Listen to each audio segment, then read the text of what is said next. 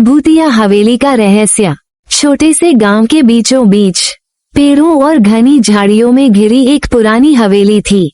टूटी खिड़कियां, पुरानी ईंटें और बाहर सूख चुके पेड़ हवेली को बेहद डरावना बनाते थे। लोग कहते थे कि जो भी इस हवेली में गया वो वापस कभी नहीं लौटा। गांव वालों में हवेली को लेकर डर और अंधविश्वास था। एक दिन गांव में अर्जुन नाम का एक युवक आया। वो युवा साहसी और रहस्यमयी कहानियों में रुचि रखने वाला था। अर्जुन ने हवेली की कहानी सुनी, लेकिन भूत प्रेत में यकीन नहीं करता था।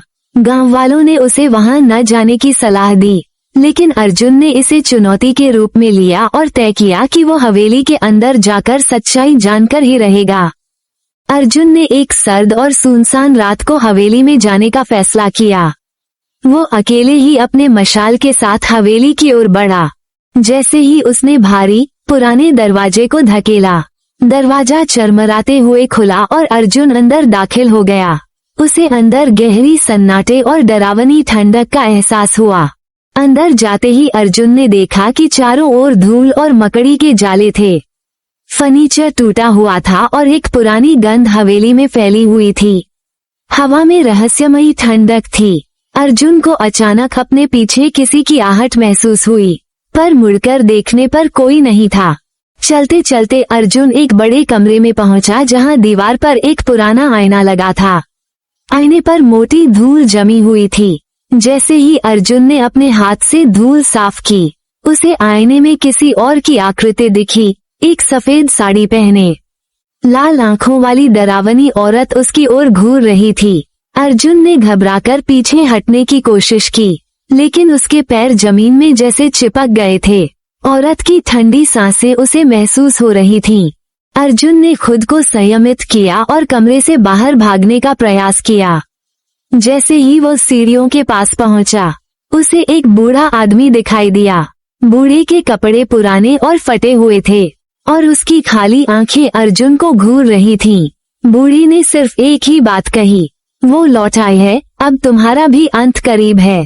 अर्जुन ने बूढ़े आदमी की बातों को नजरअंदाज कर तेजी से सीढ़ियों से नीचे उतरना चाहा, लेकिन उसे ऐसा लगा जैसे कोई अदृश्य शक्ति उसे रोकने की कोशिश कर रही हो।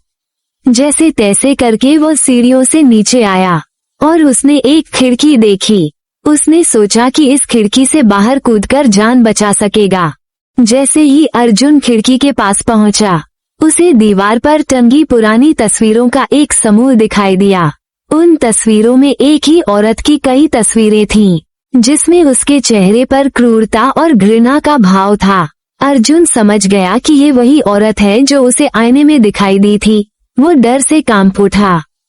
अर्जुन ने खिड़की से बाहर कूदने का प्रयास किया, लेकिन जैसे ही उसने बाहर देखा, वहां गहरी खाई थी। अर्जुन को लगा कि शायद यही उसकी जिंदगी का आखिरी दिन है।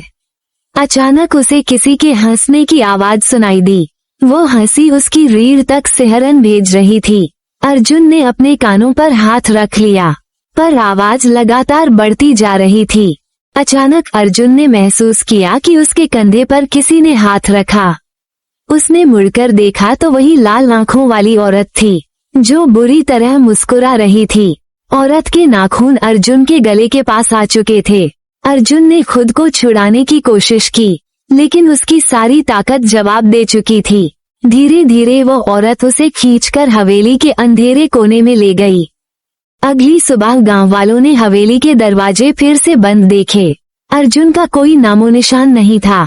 गांव वालों को समझ आ गया कि अर्जुन भी हवेली की भूतिया शक्ति का शिकार बन गया है।